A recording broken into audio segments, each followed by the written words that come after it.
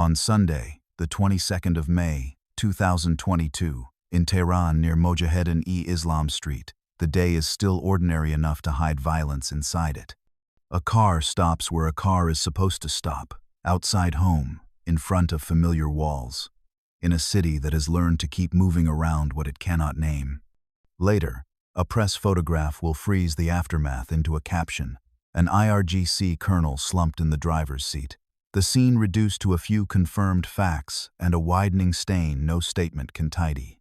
The camera catches what the moment took away.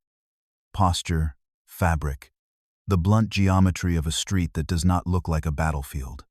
The record does not preserve the seconds before the shots. It rarely does. It preserves only outcomes: who died, where, and how the living arranged their faces afterward. And even in Tehran, cost is often measured in silence, not sound. On Sunday, the 22nd of May, 2022, Tehran carries itself like a capital that has rehearsed normal life for decades. Traffic moves along boulevards designed in another era. Doors open and close on apartment blocks that have survived revolution, war, and sanctions. A street can hold a family dinner and a state secret without announcing either. The city's rhythm is its camouflage, millions of small transactions that look exactly like what they are, concealing the handful that do not. Iranian state media would identify the dead man as Colonel Hassan Sayyad Kodai, a member of the Islamic Revolutionary Guard Corps. In reports that followed throughout that week and the months after, he was described as connected to the Guard's external arm, the Quds Force, the unit responsible for operations beyond Iran's borders. The public label was devotional and domestic in its phrasing, a defender of the shrines. A term Iran uses for personnel, it says, operated in places like Syria and Iraq in defense of Shiite holy sites threatened by groups like the Islamic State. That phrase is part of the cover a state gives its own men. It is not necessarily false. It is not necessarily complete. In covert wars, titles are often both true enough to print, vague enough to protect what cannot be admitted. The shrine defender might also be a planner. The colonel might also be an operative. The public receives one layer. The classified file holds others. The press image that circulated after the killing did not need ideology to speak. It needed only a car on a residential street, a man in the driver's seat who was no longer moving, and the human body's inability to negotiate with bullets. In one frame, the city is still performing its ordinary afternoon. In another, the performance breaks quietly, without ceremony, in daylight that looked the same before and after. A cover is not just a fake name. It is the shared agreement to keep living as if the hidden violence is elsewhere.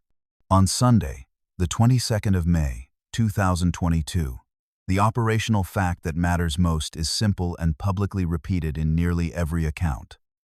The assailants arrived on a motorcycle. The same detail appears again and again in Iranian state media, in foreign wire services, in the language of officials vowing retaliation. 2 riders, 1 vehicle, a method so ordinary it barely registers as method at all. A motorcycle is not suspicious in Tehran. It is a tool of commuting, delivery. Escape an object that belongs to the street as naturally as exhaust fumes and the call to prayer. This is why the method endures in the history of targeted killings inside Iran. It requires no extraordinary equipment visible to witnesses, no van that must be parked too long, no perimeter that needs to be held. It is speed and proximity, practiced in cities where streets are crowded enough to provide cover and noisy enough to swallow a few seconds of confusion before anyone understands what has happened. In the years before this killing, multiple attacks inside Iran, especially those Iran and others connected to its nuclear program, had already been publicly associated with assailants using motorcycles. That history hangs behind the May 22nd shooting, like a watermark, visible only when you hold the page to the light. The approach is documented. Arrive, fire, vanish. No manifesto. No phone call. Often no claim of responsibility at all. The most disciplined operations do not need the world to understand them in the moment. They need only to make the target stop moving. Everything else, the meaning, the blame, the retaliation unfolds afterward, in press conferences and intelligence briefings that the public will never fully see. What is documented here is the outline, not the interior. The record does not identify the riders. It does not map their route through Tehran's afternoon traffic. It does not tell you what they told themselves on the way in, if they said anything at all. In a covert war, anonymity is not a side effect. It is the point. On Monday, the 23rd of May, 2022, officials in Tehran begin to do what states do after a targeted killing on their own soil. Shape meaning. The death is announced through formal channels. The affiliation is clarified. Revolutionary Guards, Quds Force, Defender of Shrines. The blame is implied before it is stated outright. Iran's president, Ebrahim Raisi, publicly vows revenge in statements carried by state media language that turns a murder into a national debt that must eventually be collected. The vow is both grief and strategy. It tells the population that leadership will not accept this quietly. It tells adversaries that a response will come, though the timing and form remain unspecified. Around the same time, Iranian messaging describes the attack in terms designed to widen the circle of culpability. Global arrogance. Zionism, the enemies of Islam. These are not legal categories. They are not meant to convince a court. They are meant to align a population behind a narrative of ongoing siege to suggest that the killing is not an isolated act but part of a sustained campaign against the nation itself. Outside Iran, the public record remains cautious. Israel, as is typical in cases attributed to its intelligence services, does not offer a clean statement of responsibility. Silence is a form of denial that does not require contradiction later. It also keeps the story usable for deterrence. When no one confirms, everyone can interpret. The ambiguity serves multiple purposes at once. Meanwhile, a second narrative emerges in the surrounding press ecosystem, that Kodeh was not simply a guards officer but a man connected to external plots, a figure in the machinery of clandestine action rather than a mere shrine defender. Some reporting frames him as an operational node in a unit planning attacks abroad. Other reporting keeps him firmly as a martyr. Both narratives coexist because the public does not receive the classified file, only the headline and the photograph. In covert conflict, truth is often not hidden. It is partitioned. On Tuesday, the 24th of May, 2022, central Tehran becomes a stage. A funeral procession moves through the city. State television shows crowds around a vehicle carrying the casket, the flag draped precisely, the flowers arranged. The portraits of the deceased held aloft by mourners, ritual designed to accomplish two things at once: honor the dead and warn the living. One documented figure steps into the public frame with explicit language: Hossein Salami, the commander of the Revolutionary Guards, tells reporters gathered at the ceremony that Iran will decide when and how revenge will be taken. It is a strategic statement disguised as emotion, a vow that signals intent while preserving operational flexibility. The enemy should understand that a response is coming. The enemy should not know when or where. Another documented voice.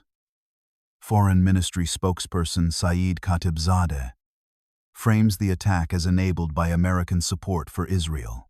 Here, blame expands beyond the immediate perpetrators to encompass the geopolitics of the region, the stalled nuclear negotiations that hung over that spring, the sanctions regime, the broader contest between Tehran and Washington that has shaped the Middle East for decades. This is the public side of the dossier. Flag-wrapped casket, official vows, calibrated anger broadcast to cameras. But funerals also function as shield. They simplify the dead into a single narrative that the organization can defend without complication. Defender of the shrines is easier to mourn than operative. Martyr is easier to avenge than asset with an operational history that cannot be discussed. The camera's job is to show unity, crowds, grief, resolve. The organization's job is to ensure that no one asks the wrong questions about how the target came to be vulnerable in daylight, outside his own home, in a capital supposedly under the protection of one of the world's most extensive internal security apparatuses. A funeral is grief, but it is also a message to anyone watching from across the border. On Tuesday, the 24th of May, 2022, the funeral coverage does not occur in a vacuum. Tehran's recent history contains other violent punctures that officials and reporters reference repeatedly in the coverage. The killings of Iranian scientists and academics, stretching back more than a decade, and the long series of accusations, often unanswered publicly, about foreign intelligence involvement in those deaths. This context matters because covert wars are built on precedent. Each operation borrows psychological force from the last. A state does not need to prove the hand behind every attack if it can place each attack into a familiar pattern that citizens already recognize and fear. In the public record around this period, at least one important connective point is stated plainly by Iranian officials and echoed in international reporting. Multiple Iranian scientists and academics had been killed or attacked since 2010. And in several instances, assailants on motorcycles were part of the documented method. That history is not presented as trivia in the funeral coverage. It is presented as context, an explanation for why May 22nd felt immediately legible to Iranian security services as part of an ongoing campaign rather than a random act. At the funeral, state television shows mourning and discipline in equal measure, but the deeper function of the broadcast is continuity. To imply that this killing belongs to a sustained assault on Iranian sovereignty, not a one-off provocation. It is easier to rally an institution and a population when both believe they are under siege. The target, then, is not only a man in a car on a residential street. The target is confidence itself. Confidence that the state can protect its personnel in its own capital, in broad daylight, steps from home. When that confidence fractures, the fracture spreads.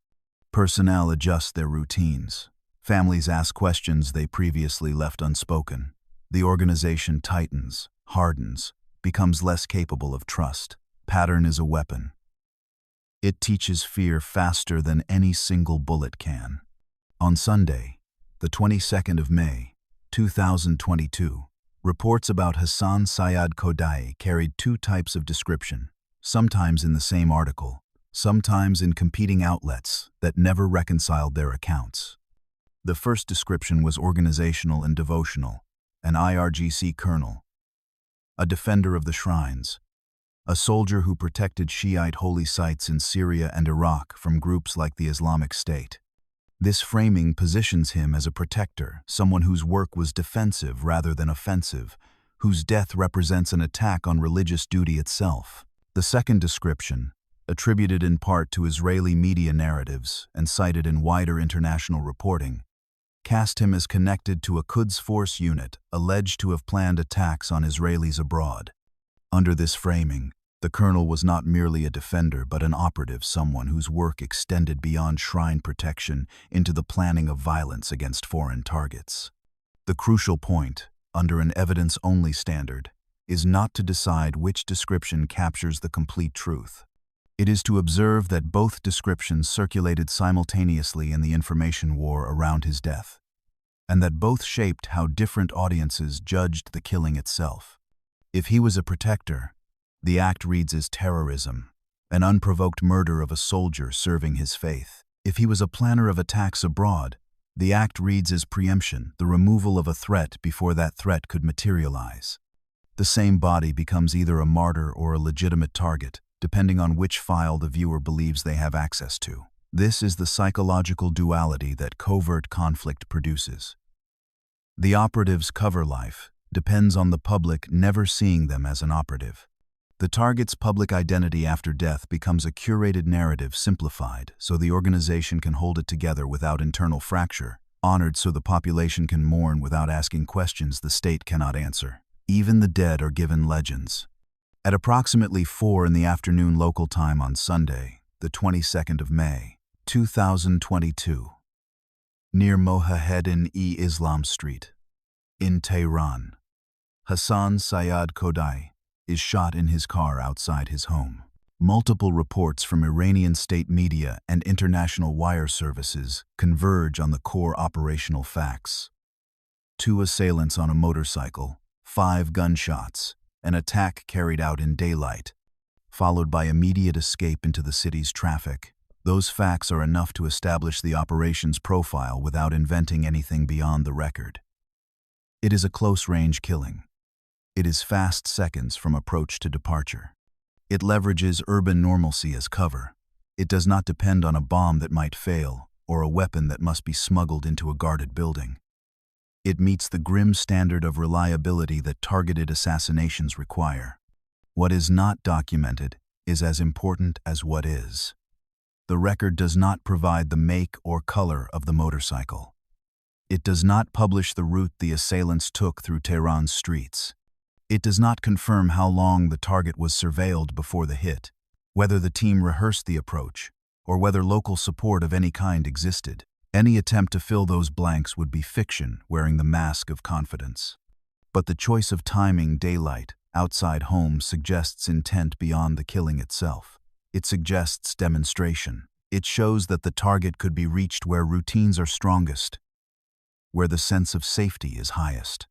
The message embedded in the method is not only, "We can find you, but we can touch you at your front door." In this kind of operation, the muzzle flash is not the climax. The climax is the moment afterward, when the city realizes it cannot distinguish the ordinary from the lethal until the ordinary has already ended. Precision is not always about distance. Sometimes it is about choosing the most normal place to end a life. On Sunday evening, the 22nd of May, 2022, the first documents available to the public are not intelligence files or forensic reports. They are images and statements, the raw material of narrative before narrative has been shaped. State media publishes photographs that will circulate internationally within hours. A man slumped in the driver's seat of a car. Blood visible on clothing and upholstery. The stillness of a scene that no longer belongs to the living. The image is not just an expression of grief. It is evidence that the state's protective aura can be punctured, that a colonel of the Revolutionary Guards can be killed in his own neighborhood while the afternoon continues around him. The Revolutionary Guards issue statements describing the killing as the work of terrorist elements affiliated with Iran's enemies.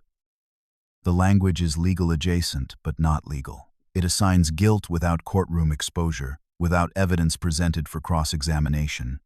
It also signals that the case will be treated as a matter of national security rather than ordinary homicide, meaning that whatever investigation follows may be conducted in ways the public will never fully see. No credible public record provides detailed witness testimony from the scene. No verified operational transcript is released to journalists. That absence becomes part of the psychological architecture of the event. The population receives enough information to fear, not enough to fully understand. This is where the operation's second phase begins, the phase beyond the trigger pull. In the shadow war, killing is only one act. The aftermath is another. Propaganda management, counterintelligence sweeps, arrests announced and unexplained, statements of resolve broadcast on state television. The hit forces the organization to move internally, review routines, tighten security protocols, search for leaks, punish whoever can be blamed. Change how personnel live their daily lives. For the anonymous shooters, whoever directed them, wherever they went, disappearance was the final act of tradecraft. They exited the frame. The state remained in it. On Tuesday, the 13th of September, 2022, Iran's judiciary spokesman Masoud Setayeshi tells a news conference that several people have been arrested in connection with Khadei's assassination. Legal orders have been issued, he says, and the case is under investigation. This is a documented pivot in the official narrative. The state moves from vows of revenge to the language of procedure, from public mourning to announced detention. But the announcement is carefully circumscribed. Several people is not a number that can be independently verified. The specific roles of those arrested are not clarified. The evidence against them is not publicly tested in any proceeding observers can witness. The confessions, if any exist, do not enter a transparent record. From a tradecraft perspective, this kind of public statement serves multiple purposes simultaneously. It reassures the organization and the population that action is being taken, that the state is not passive in the face of attack. It warns anyone inside Iran who might be considering collaboration with foreign intelligence that the security apparatus is closing in. And it preserves flexibility. If the case stalls or contradictions emerge, the limited detail means the public cannot easily measure failure. Outside Iran, Israel's official posture remains what it has been since the killing. No substantive comment. Silence protects operational security, whether or not Israel had direct involvement. It prevents a public admission that might require proportional retaliation. It keeps the ambiguity intact. What is verifiable in the public record is the shape of state response. Arrest announcements without operational detail. A case handled under national security logic rather than ordinary criminal procedure. And the continued integration of the killing into the broader narrative of foreign plots against the Islamic Republic. When intelligence wars surface in courtrooms, the courtroom often becomes another operational theater, a space where the appearance of justice matters as much as justice itself. On Tuesday, the 24th of May, 2022, during the same period as the funeral coverage, Iranian state television also reports that members of a network described as thugs recruited by Israeli intelligence have been arrested. The accused are charged with sabotage and attacks inside Iranian territory. This announcement is not, on its face, a proven operational link to the Kodai killing. It is a parallel claim released into the same information stream, timed to coincide with the national mourning. Its function is strategic rather than evidentiary. To suggest that the assassination was not an isolated act, but part of a wider apparatus, Iran says operates within its borders. For an evidence-only narrative, the distinction matters. The claim was publicly made and can be responsibly reported as such. Whether the operational truth behind it matches the public accusation cannot be confirmed without access to evidence that remains classified. But the effect of such claims can be observed. They expand the perceived battlefield. They justify broader counterintelligence operations. They allow security agencies to pursue arrests under a larger frame than one homicide on one street. The human cost of this phase is often invisible in official statements. It is the cost of suspicion. Colleagues watched more carefully. Phones checked more frequently. Routines changed without explanation. Families pulled deeper into the gravity of security life. Even if no one speaks of it in memoir or interview, the behavioral shift is real, because institutions adapt after shock, and adaptation means tightening the circle of trust. If psychological deterioration exists in an evidence-bound story, it lives here, not in invented inner monologue, but in the documented behavior of systems under threat. Hardening, contracting, becoming less capable of the ordinary confidence that allows normal life to continue. A covert hit does not just remove a person. It contaminates the organization's sense of certainty about everything else. On Wednesday, the 30th of April, 2025, nearly 3 years after the killing on Mossad Street, Iranian state media reports the execution of a man named Mohsen Langarneshan. He is described by the judiciary's official outlet as having been convicted of spying for Israel and cooperating with Israeli intelligence services.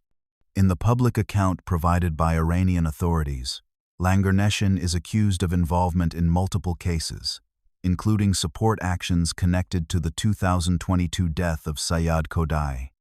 State media reports describe him as having confessed and claim he provided operational support to Israeli intelligence, with alleged links to other acts of sabotage, including an attack on an industrial center in Isfahan, reportedly connected to Iran's defense establishment. But the record here fractures in a way the narrative cannot hide. Human rights organizations and some international reporting have raised concerns about due process in cases like this one, about confessions that may have been obtained under duress, about trials conducted without independent observation, about executions carried out before international scrutiny could be applied. Under an evidence-only safeguard, the honest approach is not to pick a side. It is to show the gap. The state presents closure, while critics dispute the integrity of the path to that closure. Both positions are documented. Neither can be fully verified by outside observers. This is the afterlife of a covert assassination. Even years later, the case remains a tool. For Iran, it is proof of infiltration and justification for deterrence through punishment. For skeptics, it is an example of opacity, a case where the truth cannot be independently tested. Either way, the execution does not bring the dead colonel back. It does not restore the state's protective aura. It does not answer the questions that were never publicly asked. It simply adds another irreversible act to a ledger that keeps growing. In intelligence wars, closure is often another operation performed on the public, not on the facts. By late 2024 and into 2025, international reporting, including accounts from Reuters and other wire services, describes Iran continuing to arrest individuals it says collaborated with Israeli intelligence. The context is one of rising tension. Allegations of operations carried out deep inside Iranian territory, unexplained deaths and explosions at sensitive facilities, a shadow war that surfaces in headlines before disappearing again into official silence. This matters because the Kodai assassination is not only an isolated case file stored in a Tehran judiciary archive. It is part of a pattern of mutual accusation and calibrated ambiguity between Iran and Israel, a pattern stretching back decades, intensifying in recent years. One side often implies responsibility through demonstrated capability. The other constructs deterrence through promises of revenge and public ceremonies of mourning. In this environment, the psychological deterioration that can be responsibly described is institutional rather than personal. It is the slow erosion of ordinary life for those inside security services and those adjacent to them, family members, colleagues, neighbors who happen to live on the wrong street. Even without access to private diaries, the behavioral logic is visible in the public record. Personnel adjust routes and schedules. Organizations compress circles of trust until only the innermost remain reliable. Investigations broaden to catch collaborators who may or may not exist. Fear becomes procedural, embedded in protocols rather than spoken aloud. And the public, watching through the fragments that reach state television and international news, learns a difficult lesson. In a shadow war, the loudest moments are often the least informative. A killing provides certainty about death. It provides far less certainty about the chain of decisions that produced it, the network that enabled it, the response that may or may not come. The state wants its citizens to feel protected. The assassination on Mossad Street taught something else, that protection is conditional, that routine is vulnerable, that even a colonel can be touched at his own front door. Covert conflict rarely ends. It simply shifts the line between what is whispered and what is televised. Return, finally, to Tehran, to the street near Mossad. Without adding anything the record cannot hold. A man died in his car outside his home on Sunday, the 22nd of May, 2022. Assailants arrived by motorcycle. 5 shots were reported. The state mourned publicly. Officials vowed revenge. Arrests were announced months later. Years after that, a man described as a collaborator was executed amid claims and counterclaims about confession, culpability, and due process. That is the verified spine of the story. Everything else, the operational planning, the surveillance that must have preceded the hit, the handler to asset communications, the safe houses, the rehearsals, the exfiltration route remains either classified, unproven, or deliberately unspoken. The absence is not a failure of storytelling or investigation. It is part of the genre of the event itself. Covert operations are designed to leave observers with outline and echo, with questions that cannot be answered from the public record. So the account ends the way many real intelligence dossiers end. Not with triumph, not with catharsis, not with a revelation that explains everything. It ends with an image that does not resolve. A street in daylight that looks like any other street. The sound of a motorcycle engine that could belong to a courier, a commuter, a delivery rider, or to someone else entirely.